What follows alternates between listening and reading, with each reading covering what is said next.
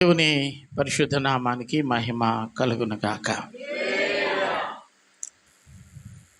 ప్రతి వారము మనం ధ్యానిస్తూ వస్తున్న వాక్య భాగము కీర్తనల గ్రంథం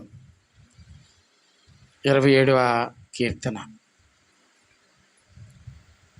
ఈ ఆరాధనలో మనం ధ్యానిస్తూ ఉండడానికి మనల్ని మనం సిద్ధపరచుకుందాం. దేవునికే మహిమ కలుగునగాక. హల్లెలూయా, హల్లెలూయా.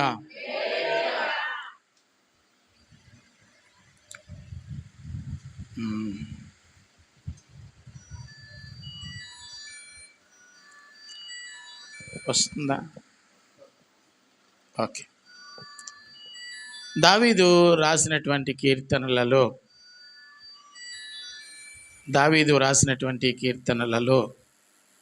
మొబైల్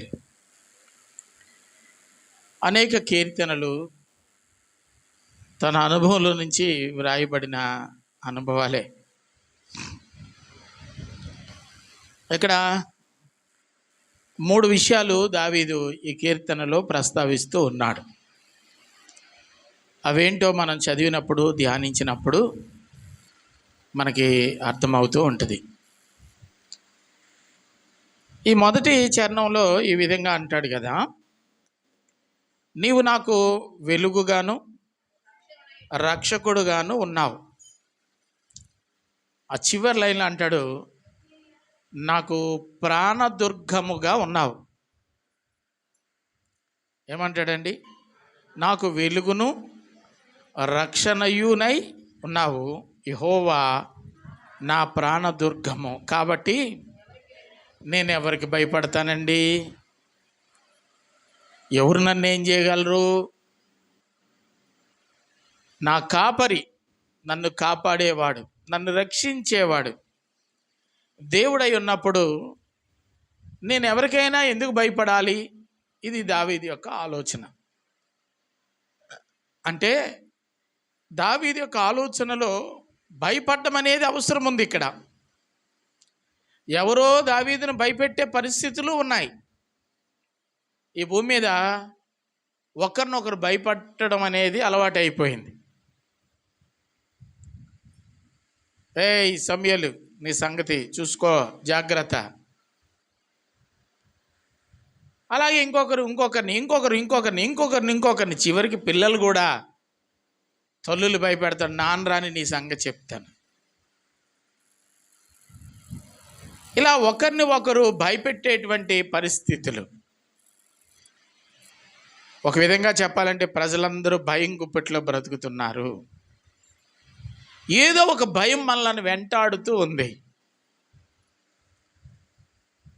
నన్ను ఏ భయము నన్ను వెంబడించలేదండి అని చెప్పగలిగిన వాళ్ళు ఎవరు లేరు.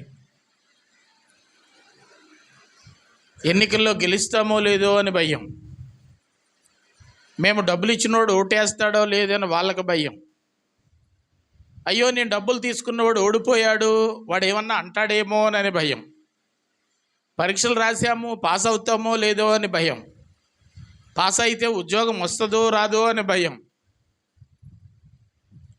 ఎన్నెన్నో భయాలు. డబ్బులు ఉన్నాయి, బోరు కోసుకుంటే నీళ్ళు వస్తాయో రావో అని భయం. ప్రతి భయము మనిషిని అలా వెంటాడుతూనే ఉంది. భయం లేనివాడు ఎవ్వడూ లేడు. ఏదో ఒక భయం మనిషిని వెంటాడుతూ ఉన్న కాలంలో భయపడవద్దు అని చెప్పినటువంటి ఏకైక దేవుడు మనం ఆరాధించే దేవుడు.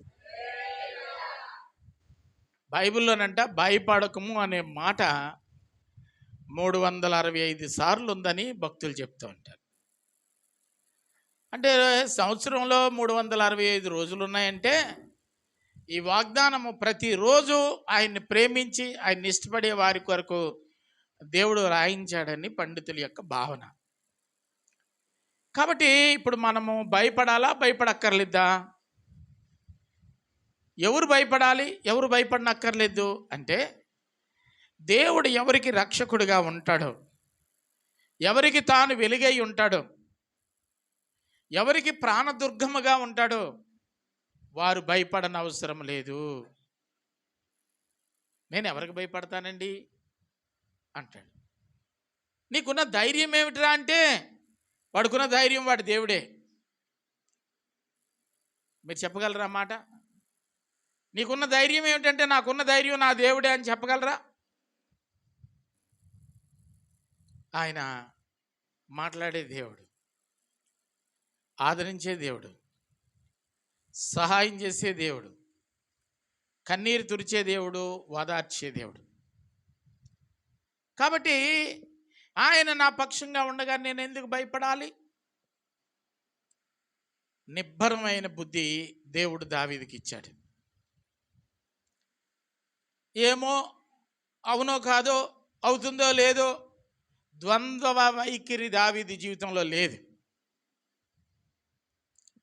ఏక మనస్సుతో ఉన్నాడు, ఏక భావంతో ఉన్నాడు. నా దేవుడు నా పక్షంగా ఉన్నాడు అని బలంగా చెప్తూ ఉన్న మాట.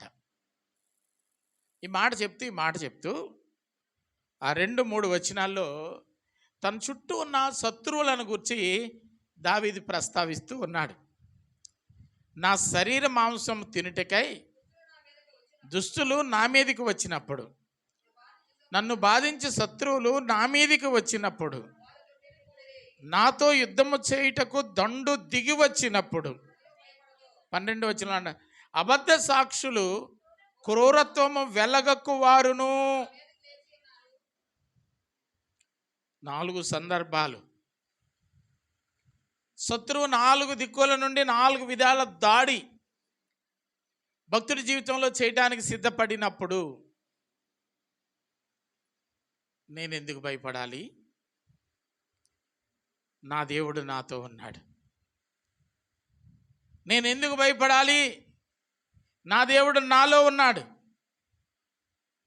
ఇటువంటి విశ్వాసం దావీదు తను కనబరుస్తున్న రీతిని చూసినప్పుడు ఈ గ్రంథము ద్వారా, ఈ కీర్తన ద్వారా మాట చదివిన తరతరాల వారికి దేవుడు ఆదరణ కలుగు చేయ నిమిత్తమై ఈ భాగాన్ని ఇందులో పొందుపరిచి ఉంచాడు. దేవుడు నాకు అనుకూలంగా ఉన్నాడు కదా, నేను దేవునితో మాట్లాడుతున్నాను కదా, దేవుడు కూడా నాతో మాట్లాడుతున్నాడు కదా. అర్థమైందండి? దేవుడు నేను ఏకమై ఉన్నాం కదా. అటువంటి దేవునికి 6వ చరణంలో నేను ఒక ప్రార్థన చేస్తా ఉన్నాను. ఏమిటి ఇతడు చేసే ప్రార్థన? 4, 5, 6 చరణాలు చదివితే దేవుని దగ్గర ఒక వరం అడిగాను. చనువు ఉంది కదా, ఇప్పుడు దేవునికి నాకును మధ్య సంబంధం ఉంది కదా, అనుకూలంగానే దేవునికి నాకును మధ్యలో ఉంది కదా. కాబట్టి ఇప్పుడు దేవుడిని నేను ఒక వరం అడిగితే తప్పేంటి? అడుగుతాను వరం. ఏమని అడుగుతున్నాడు? 100 ఎకరాల భూమో, 1000 ఎకరాల పొలమో, 10 అంతస్తుల భవనమో, లగ్జరీ కారో, ఇంటి నిండా ఒంటి నిండా బంగారమో అడగటం లేదు. ఏమడుగుతున్నాడటండి? నేను ఒక వరం అడుగుతున్నాను, ఆ వరం కోసం నేను వెతుకుతూ ఉన్నాను, కనిపెడుతూ ఉన్నాను. అదేమిటంటే దేవుని ప్రసన్నతను చూడటానికి, ఆయన ఆలయములో ధ్యానించటానికి నా జీవితకాలం అంతా దేవుని మందిరంలో ఉండనిస్తే చాలు. ఇది ఇతడు కోరుకున్న వరం. ఏమడిగాడండి? ఏం కోరుతున్నాడు? నీ మందిరంలో నన్ను ఉండనిస్తే చాలు. ఎప్పుడు దాకంట? బ్రతికినంతకాలమును. ఇలాంటి వరాలు ఎవడన్నా కోరుకుంటాడా? దేవుడు ప్రత్యక్షమై, కరుణమ్మ గారు నీకేం కావాలంటే ఏం చెప్తుంది? బాబు నీ గుళ్ళో నేను బ్రతికినంతకాలం ఉండాలని కోరుకుంటున్నాను అని అంటదా? అవకాశం దొరికింది కాబట్టి వెంకటేష్ అంటది, అవకాశం దొరికింది కాబట్టి బాబాని అంటది, ఇంకా ఏమైనా ఛాన్స్ ఇస్తే మా అన్నయ్య అంటది, ఇంకా ఏమైనా ఛాన్స్ ఇస్తే వాళ్ళ అక్క చెల్లెళ్ళ గురించి మాట్లాడుతుంది, వాళ్ళ అమ్మ గురించి మాట్లాడుతుంది. ఇంకా ఏదైనా అవకాశం ఉంటే ఆ పాస్టర్ గారు కుళ్ళు దగ్గులు తగ్గుతున్నాడు, ప్రభువా ఉంటే ఉంచన్నా ఉంచు, లేకపోతే తీసన్నా తీసుకెళ్ళిపో. ఏమంటామమ్మా? అవకాశం దొరికితే ఏవో అడుగుతుంటాయి ఇలాంటి ప్రార్థనలు. ఈయనేమో అడుగుతున్నాడు, ఈయనేమడుగుతున్నాడండి, నీ మందిరంలో బ్రతికినంత కాలం నన్ను ఉండనిస్తే చాలు. దేవునికి మహిమ కలుగునగాక. రాజ్యాలు ఏలే రాజు మాట్లాడుతున్న మాట, నీ మందిరాన్ని నేను కోరుకుంటున్నా, నీ మందిర ఆవరణంలో నేను బ్రతకాలని ఆశపడుతూ ఉన్నాను. దావీదు ఒకసారి అంటాడు, ఏ పరిపాలన ఒత్తిడి వలనో ఆలయానికి వెళ్ళలేకపోయాడు. ఆ రోజు అధికారులను ప్రజలందరినీ సమకూర్చమని చెప్పాడు. అక్కడ ఏ జన్మభూమి ప్రోగ్రాంలు ఆడదో పెట్టారనమాట. అధికారులు వచ్చారు, గ్రామంలోనికి వెళ్ళండి, లబ్ధిదారులందరినీ పిలవండి అన్నారు. పిలవండి అంటే ఆ గ్రామంలోనికి అధికారులందరూ వెళ్ళారు ఫైల్ పెట్టుకొని. రాజుగారి కోసం చూస్తున్నారు, రాజుగారు కూడా వెళ్ళారు. ఏరయ్యా ప్రజలేరి, ప్రజలేరి అని అడుగుతున్నాడు రాజు. అప్పుడు అక్కడ చెప్తున్న మాట ఏంటంటే, అందరూ చర్చికి వెళ్ళిపోయారండి, అందరూ చర్చికి వెళ్ళిపోయారు. ఇప్పుడు రాజుగారికి ఏమొస్తుంది? కోపం వస్తుంది అట. సమయాలు చెప్తున్నాడు, అధికారిని వచ్చాను, ఆఫీసర్స్ వచ్చారు, రాజుని వచ్చాను, వస్తున్నప్పుడు ఉండొద్దా? తర్వాత రేషన్ కార్డు లేదు, కొంప లేదు, రోడ్డు లేదు, కుళాయం లేదు, ఈ రాజు ఈ పరిపాలన బాగాలేదని అందరూ మళ్ళీ తరతనని తిట్టడానికి కానీ వచ్చినప్పుడు ఉండొద్దా? ఏమయ్యా అధికారులు సాటింపేలేదా? కోపగించుకుంటాడు. కానీ ఇప్పుడు ప్రజలు ఏమంటున్నారు తెలుసా? అయ్యా మీరు వస్తే రావచ్చును, కానీ మా దేవుని ఆరాధించడానికి మేము వెళ్ళాలయ్యా. ఇప్పుడు దావీదు అంటాడు, నా జనులు నా దేవుని మందిరమునకు వెళుదామని నాతో అనినప్పుడు నా హృదయం ఎంతో సంతోషించి. ఏ అధికారాన్ని అలా హ్యాపీగా ఫీల్ అవుతాడా? అందరూ గుడికి వెళ్ళిపోయారంట, ఈయన క్యాంప్ పెట్టుకున్నాడు అక్కడికి. అధికారులు రాజు తప్ప ప్రజలు ఎవరు లేరు. ఏమయ్యారంటే అందరూ దేవాలయానికి వెళ్ళిపోయారు. దేవునికే మహిమ కలుగునగాక. అప్పుడు ఇతనికి ఒంటి మీద తెలివి వచ్చినట్టుంది. పొరపాటున ఈ ప్రోగ్రాం ఈరోజు పెట్టాం అని చెబుతూ లెంపలేసుకున్నాడేమో. తను ప్రార్థన చేయవలసి వచ్చినప్పుడు ఇప్పుడు తను ఏం ప్రార్థన చేస్తున్నాడంటే, అయ్యా నేను బ్రతికినంతకాలం నీ మందిరంలో నన్ను ఉండనివ్వు, అదే నాకు చాలు.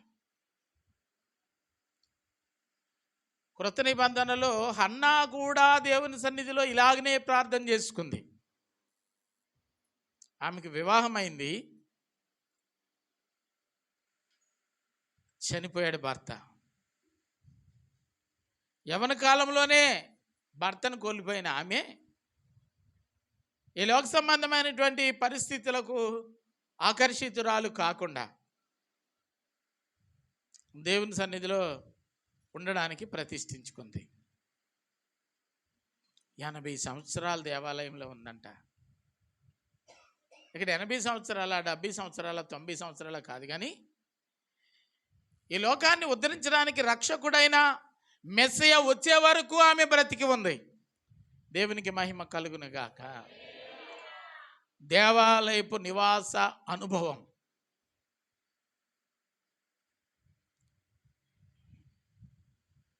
దేవుని ఆలయంలో దేవుని యొక్క మహిమ ముందర నిలవడానికి ధన్యతను దయచేయమని అడుగుతూ ఉన్నాడు. జకర్యా గ్రంథం 3వ అధ్యాయంలో మాట కనబడుతూ ఉంటుంది. 3వ అధ్యాయము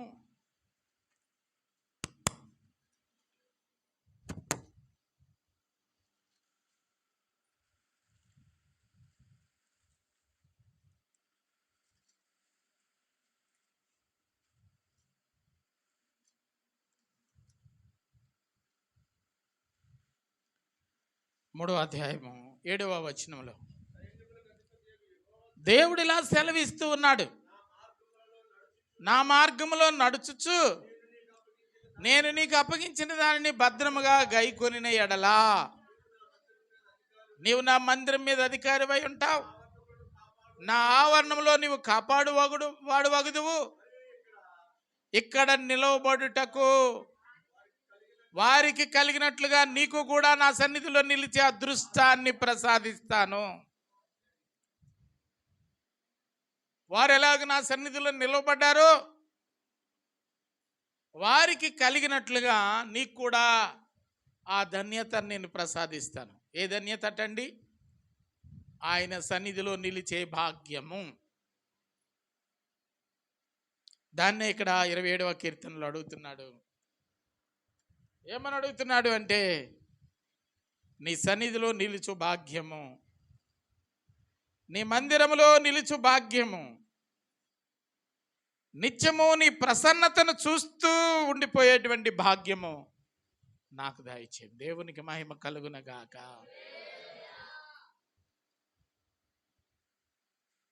ఆయన ముఖము చూడదగినది. లోకంలో ఎంతోమంది అందమైన వారు ఉన్నారు. ఈయన సౌందర్యమును గూర్చి వ్రాయబడిన మాట పరమగీతాల్లో కనబడుతుంది.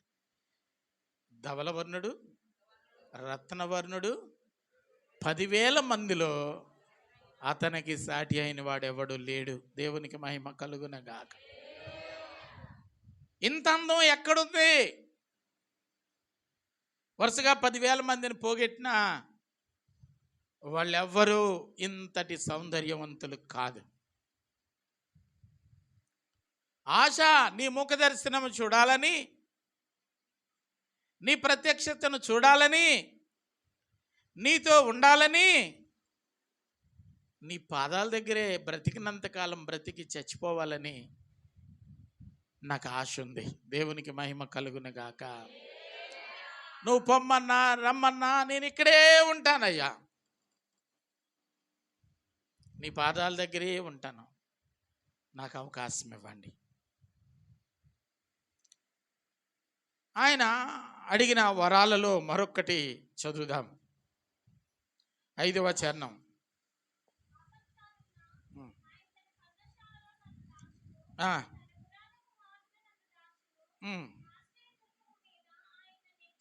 ఆశ్రయ దుర్గమ్మ మీద ఆయన నన్ను ఎక్కించును. దేవునికి మహిమ కలుగునుగాక. నీ మందిరంలో నన్ను ఉండనియ్యమని అడిగాడు. రెండవ మాటగా అంటాడు, నీ ఆశ్రయ దుర్గము మీదికి నన్ను ఎక్కించుము. అది ఎత్తైన ప్రదేశం. అక్కడి నుంచి నేను కిందకు చూసినప్పుడు నన్ను ఎగతాళి చేసిన వారు, హేళన చేసిన వారు, శత్రువులుగా భావించిన వారు, అవమానించిన వారు, వాళ్ళందరికీ నేను పైగా ఉంటాను. మన దేవుడు తల ఎత్తుకునేటట్లు చేసే దేవుడు.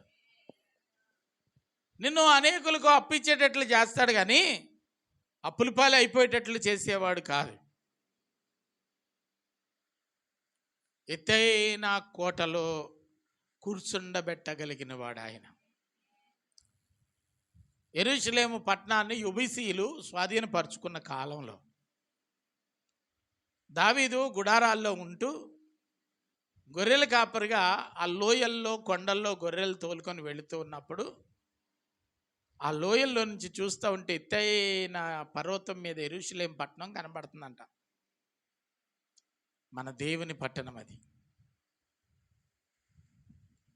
దేవుని పట్టణమును ఇప్పుడు ఎవరు ఏలుబడిలో ఉన్నారంటే యెబూసీయుల ఏలుబడిలో ఉంది.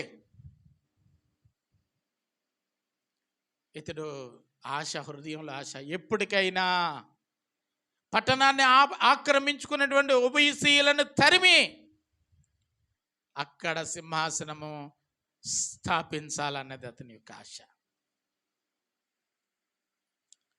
ముట్టడించిన శత్రువుని నాశనం చేయడానికి దేవుడు అతన్ని ఆశీర్వదించాడు, బలపరిచాడు. అతను హృదయంలో ఉన్న వాంఛను దేవుడు జ్ఞాపకం చేసుకున్నాడు. ఆ యెరూషలేము పట్టణానికి రాజు అయిపోయాడు. దేవునికి మహిమ కలుగునిది. ఎక్కడో పట్టణం కింద లోయలో గొర్రెలు కాసుకునేవాడు. పరుల పాలనలో ఉన్నటువంటి పట్టణం కొరకు బాధ వేదనతో ప్రార్థించినప్పుడు అతని ప్రార్థన దేవుడు ఆలకించాడు. అతనికి దేవుడు సహాయం చేశాడు. ఇప్పుడు ఆ పట్టణంలో ఉండడానికి అతనికి యోగ్యతను దయచేశాడు. దేవునికి మహిమ కలుగునుగాక. అంటే శత్రువు కంటే ఎత్తుగా ఉండేటట్లు దేవుడు చేశాడు. దేవునికి మహిమ కలుగునుగాక. హల్లెలూయా, హల్లెలూయా, హల్లెలూయా. 7, 8 చరణాలు కూడా చదువుదాం. 9. ఇప్పుడు నేను దేవాలయంలో ఉన్నాను కదా, ఎత్తైన కొండ మీద ఉన్నాను కదా, నేను కంఠధ్వని ఎత్తి ప్రార్థించినప్పుడు నా మాట నువ్వు ఆలకించాలి. దేవునికి మహిమ కలుగునుగాక. ఆలకించాలి, కరుణతో నాకు జవాబు ఇవ్వాలి. ఏదో కోపంతో అది తీసివండరా వదలే అని అనకూడదు. ప్రేమ కారుణ్యంతో నాకు జవాబు ఇవ్వాలి. ఇంక దేవుడు దావీదు మీద ఎప్పుడు కోపగించుకోవడానికి ఇంకా అవ్వదన్నమాట. వరం ఇచ్చేసి ఓకే ఆమె అన్నాడు అనుకోండి. ఇప్పుడు ఎప్పుడైనా దావీదు మీద కోపం వస్తే దేవుడు అంటే మరి అయ్యాలి అలాగన్నావు అంటాడు. ఇంకేం అండవు. ఏమంటాడండి? ఆ రోజు అన్నావు కదా నేను కోప్పడినని, కరుణతో జవాబిస్తానని ఆ రోజు అన్నావు కదా అంటాడు. దేవుని దగ్గర పొందిన వరము దావీదుని దేవుని యొక్క సింహాసనం మీదట నిలిచే ధన్యతను అనుగ్రహించింది. 8వ చరణం అంటాడు,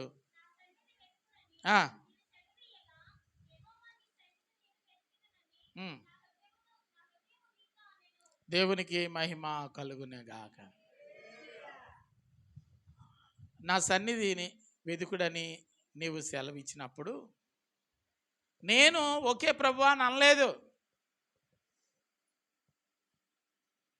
ఎవరు ఓకే అన్నారట? నా హృదయం ఓకే అనిందంట. మన స్వభావం ఎలాంటిదంటే మన పెదవులతో మాట్లాడతాం, మనసులో దానిని గూర్చిన ఇంకొక భావంతో మనం ఉంటాం. అంటే బయటకు ఒకలా మాట్లాడతాం, లోపల ఒకలాగా ఉంటుంది. లోపల ఉద్దేశం ఒకటి ఉంటుంది, బయటికి మాట్లాడే తీరు ఒకలాగా ఉంటుంది. 2 స్వభావాలు ఉంటాయి మనకి. దావీదుకి కూడా అలాంటి స్వభావాలు ఉన్నాయి. కానీ ఇష్టపూర్వకంగా దేవునికి నా హృదయము నీకు నీకు నీకు అని చెప్తూ ఉన్నాడు అన్నమాట అండి. నా సన్నిధిని వెదుకుడని నీవు సెలవీయగా నీ సన్నిధిని నేను వెతికదనని నా హృదయం చెప్తుంది. నేను కాదు చెప్పడం, నా శరీరం కాదు. ఆత్మతోనూ సత్యముతోనూ ఆరాధించే ఆరాధన అన్నమాట అండి. పెదాలతో మాటలతో కాదు, హృదయంలో నుంచి నేను నిన్ను ఆరాధిస్తాను. అలాంటి ఆరాధన చేసినప్పుడల్లా 9వ చరణంలో నీ ముఖం నాకు దాచకయ్యా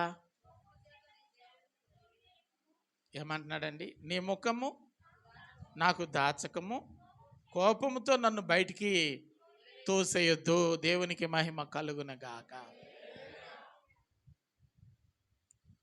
ఇవన్నీ నువ్వు నాకు ఇచ్చిన వరాలు, ఇవన్నీ నేను అడుగుతున్న వరాలు. చెప్పండి ఏం వరాలండి? దేవుడిని అడుగుతున్న వరాలు, దేవుడు తనకిచ్చిన వరాలు. దావీదు దేవుని దగ్గర వరం పొందాడా లేదా? వరం అడిగాడు, వరం పొందాడా? చెప్పండి. ఏం వరం అట? నన్ను దోసేయద్దు, నా మాట ఆలకించాలి, నా ఎడల నువ్వు కోప్పడొద్దు, నీ సన్నిధిలోనే నేను ఉంటాను, చచ్చే వరకు నీ సన్నిధిలోనే ఉండే ధన్యత నాకు దయచేయి, నువ్వు ఎత్తైనా నీ సింహాసనం ఉండే స్థలం మీద నన్ను కూర్చుండబెట్టు, అప్పుడు నా చుట్టూ ఇంతవరకు నన్ను బలహీనపరిచిన శత్రువులందరికంటే నేను ఎత్తుగా ఉన్నానని నా హృదయంలో నేను భావిస్తాను, ఇవన్నీ నాకు దయచేయి ప్రభు అని అడిగాడు. అడిగాడా? అడిగాడు. ఒకానొక దశలో దావీదు లోకం అంతా ఆశ్చర్యపోయే భయంకరమైనటువంటి తప్పుదం చేశాడు. రాజు అయ్యండి సైన్యాధిపతి అయినటువంటి ఉరియా భార్యను ఆకాంక్షించి మోహించి ఆమెను పొందడానికి ధర్మశాస్త్రం ఒప్పుకోదు గనుక నీ పొరుగువాని భార్యను ఆశించొద్దని ధర్మశాస్త్రం చెప్తుంది. మళ్ళీ అదే ధర్మశాస్త్రం ఏం చెప్తుందంటే విధవరాల్ని చేరదీయమని కూడా చెప్తుంది. ఎంత తెలివైనడో దావీదు. పొరుగువారి భార్యను ఆశించొద్దని ధర్మశాస్త్రం చెప్తుంది, జాగ్రత్తగా వినండి. విధవరాల్ని చేరదీయమని చెప్తుంది. ఏం చేయాలి? తెలివి ఎక్కువైపోయి సైన్యాధిపతితో చెప్పి ఉరియాను యుద్ధంలో ముందు పెట్టించి శత్రువు యొక్క బాణాలకి చచ్చిపోయేటట్లు చేశాడు. ఉరియా చచ్చిపోయింది. ఉరియా భార్య విధవరాలు అయిపోయింది. ఇప్పుడు ధర్మశాస్త్రం చెప్తుంది కాబట్టి విధవరాల్ని చేరదీయమన్నారు కనుక నీ ధర్మశాస్త్రానుసారంగానే నేను ఉరియా భార్యను చేపట్టానయ్యా అంటాడు. ఎంత నీతిమంతుడో దావీదు. నీ యదవ రాజకీయాలు నాకు చెప్పకో అన్నా దేవుడు. అనడా? దేవుణ్ణే మ్యాజిక్ చేసేద్దాం అనుకుంటే ఎలా కుదురుతుంది? నీ పాపపు కళ్ళు వలన వ్యామోహం అధికమైపోయి భయంకరమైనటువంటి కార్యం చేశావు. ఇది లోకస్తులకు తెలియకపోవచ్చునేమో కానీ హృదయాంతరంగంలో ఎరిగినా నాకు తెలీదా? ఇప్పుడు దేవుడు ఏం చేయాలంటే కొరడా తీసుకొని దావీదుని శుభ్రంగా సితక బాదాలి. బాదాలా? చెప్పండి. కొట్టాలా? కొడదాం అనుకుంటే అలా అడుగు వరం ఇచ్చేసాడట ఈయన. ఆ రోజు వరం మరి ఏమో ఇలా చేద్దామని అడిగి తెలుసో తెలీదో వరం అడిగితే అమాయకంగా దేవుడు ఇచ్చేశాడు. ఏమిచ్చాడు ఇక్కడ? నీ మందిరంలోంచి నన్ను తోలివేయకు. 9వ చరణంలో కోపంతో నువ్వు నాతో మాట్లాడొద్దు, ప్రేమతో మాట్లాడాలి, కరుణతో మాట్లాడాలి, జాలితో మాట్లాడాలి. ఏమండి? నీ మందిరంలో నేను చచ్చే వరకు ఉండాలి. ఇవన్నీ కావాలి ప్రభు అంటే అమాయకంగా దేవుడు వాగ్దానం చేశాడు. ఇప్పుడేం చేశాడంటే తెలివితేటలన్నీ ఉపయోగించి దేవుణ్ణే బుట్టలో పెట్టేసే స్థాయికి వచ్చేసాడు. రాజుగారు ఎంత మంచోళ్ళు. సైన్యాధిపతి ఆయన ఉరియా చనిపోతే ఆ కుటుంబం రోడ్డున పడిపోకుండా ఆదరించిన మహానుభావుడు ప్రజలందరూ అంటూ ఉంటే ఉడికెక్కిపోతా ఉంది దేవునికి. ఒరి యదవా, రాజులందరూ యుద్ధానికి వెళ్ళే కాలంలో నువ్వు యుద్ధానికి వెళ్లకుండా మేడ మీదకి వెళ్ళి బోటిసకారులు చేసిందే కాకుండా స్నానం చేస్తున్నటువంటి ఆడపిల్లని చూసి వ్యామోహించిందే కాకుండా ఆవిడ్ని పొందడానికే ఆమె భర్తను చంపించేసిందే కాకుండా యదవ లాజికలన్నీ నా దగ్గర మాట్లాడతావా అని కోపం రాదా? వరం ఇచ్చేశాడు. ఏం చేయాలి? మరొక పద్ధతి ఉంది. పశ్చాత్తాపం ఆ మనిషిలో నుంచి తీసుకొని వస్తే మరలా కనికరించేటువంటి ఆలోచన కలిగిన వాడు దేవుడు. ప్రవక్తను పిలిపించాడు. నువ్వు వెళ్ళి దావీదుతో చెప్పు, దావీదు ఇట్టి పాపాలు చేశాడు, ఆ పాపానికి ప్రాయశ్చిత్తం భయంకరమైనటువంటి మరణం. ఎందుకు చేశాడో వెళ్ళి అడుగు. ఇప్పుడేమో కొడితే ఈడితో బాధ, కొట్టకపోతే ఈడితో బాధ. సేవకుడు వెళ్ళాడు, ఒక కథ చెప్పాడు, గొర్రెపిల్ల వృత్తాంతం. ఏమన్నాడంటే ఊళ్ళో ఒక రాజు వచ్చాడు. పేదోడికి ఒకే ఒక గొర్రెపిల్లని పెంచుకుంటున్నాడు. రాజుకి మందలు ఎన్నో ఉండగా రాజు ఇంటికి అతిథిగా వచ్చిన వానికి ఆతిథ్యం ఇవ్వడానికి ఒంటిగా గొర్రెపిల్లను పెంచుకున్న ఈ పేదవాడి గొర్రెపిల్లను పట్టుకొని వెళ్ళి వింది వేశాడు. ఇలాంటి పరిస్థితి జరిగింది మహాప్రభు అని అన్నాడట యాజకుడు వెళ్ళి. ఎవడా అధికారి అలా చేస్తాడా? ఒక గొర్రె పిల్లని తీసుకెళ్ళి బలి చేస్తాడా? ఎవడాడు ఆ దుర్మార్గుడు అన్నాడు రాజు. అంటే ఈయన అంటాడు, నువ్వే, అది నువ్వే. అర్థమైపోయింది. నా రహస్యాలన్నిటికి ఎలాగో తెలిసిపోయినాయి. రహస్యాలు బయట పెట్టే దేవుడు. ప్రభువా ప్రభువా క్షమించు క్షమించని 51వ కీర్తనలో కన్నీరు మున్నురిగా ఏడ్చాడు. పశ్చాత్తాపంతో ప్రార్థన చేశాడు. పశ్చాత్తాపానికి మించింది ఏముంది? కనికరించాడు, జాలి చూపించాడు. దేవునికి మహిమ కలుగును గాక. కాబట్టి దేవుని దగ్గర అతడు అడిగిన వరాలు అతని జీవితంలో తెలియకుండా అతని జీవితంలోని ప్రవేశించిన దుష్టుని యొక్క ఏలుబడి వలన కలిగిన అపరాధముల నుండి ముందుగా పొందినటువంటి వరాల వలన దావీదు బయటపడ్డాడు. బయటపడ్డా లేదా? క్షమించబడ్డా లేదా? కనికరించబడ్డా లేదా? అర్థం చేసుకుంటే మన దేవునితో అటువంటి బంధాన్ని మనం కలిగి ఉండాలి. దావీదు అటువంటి బంధాన్ని దేవునితో కలిగి ఉన్నాడు కనుకనే దేవునితో ముఖాముఖిగా మాట్లాడవలసి వచ్చినప్పుడు మాట్లాడాడు కనుకనే మాట్లాడేటప్పుడు మేడలు, మిద్దెలు, భూములు, ఆస్తులు, ఐశ్వర్యాలు కాక నీ పాదాల దగ్గర బ్రతికే బ్రతుకు నాకు దయచేయమని అడిగాడు కనుకనే ఇక్కడుండి అయ్యా బాబు అని నేను ప్రార్థించినప్పుడల్లా ప్రేమతో నాకు బదులివ్వమని ప్రాధేయపడ్డాడు కనుకనే వాగ్దానం చేసి సరే అన్న దేవుడు సరి అయిన సమయంలో దావీదును రక్షించాడు. దేవునికి మహిమ కలుగును గాక. ఆనాటి పాపానికి పరిహారము ముందు కాలంలో అతడు దేవుని సన్నిధిలో మాట్లాడిన, సహవసించిన తీరియే దావీదు బ్రతుకులో క్షేమాన్ని తీసుకుని వచ్చింది. ఒకవేళ దేవుడు వరం ఇచ్చి నిన్ను అడిగితే కృపాదానం నీకేం కావాలని అడిగితే మా అమ్మాయికి ఎంపీసీ సీట్ అని అడుగుతాడు. ఏమడుగుతాడు? అది అడుగుతావు. ఇల్లు కట్టాం, పెయింట్లు వేయించలేదు ప్రభా, పెయింట్లకు డబ్బులు అని అడుగుతాడా ఎవడన్నా?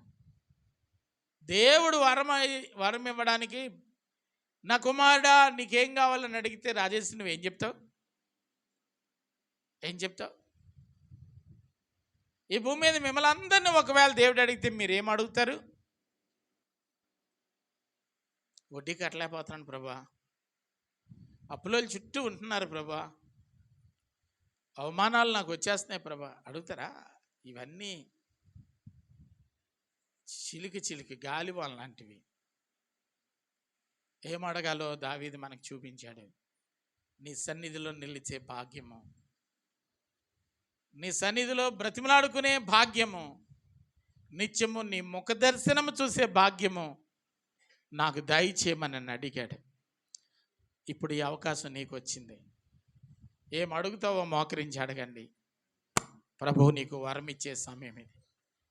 ప్రభు నిన్ను దర్శించే సమయం ఇది. ప్రభు నీతో మాట్లాడే సమయం ఇది. ప్రభు నీ జీవితానికి క్షేమాన్ని అనుగ్రహించే సమయం ఇది. ప్రభు నిన్ను బలపరిచే సమయం ఇది.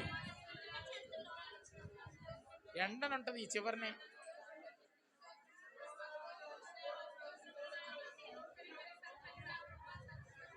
తీసిచ్చి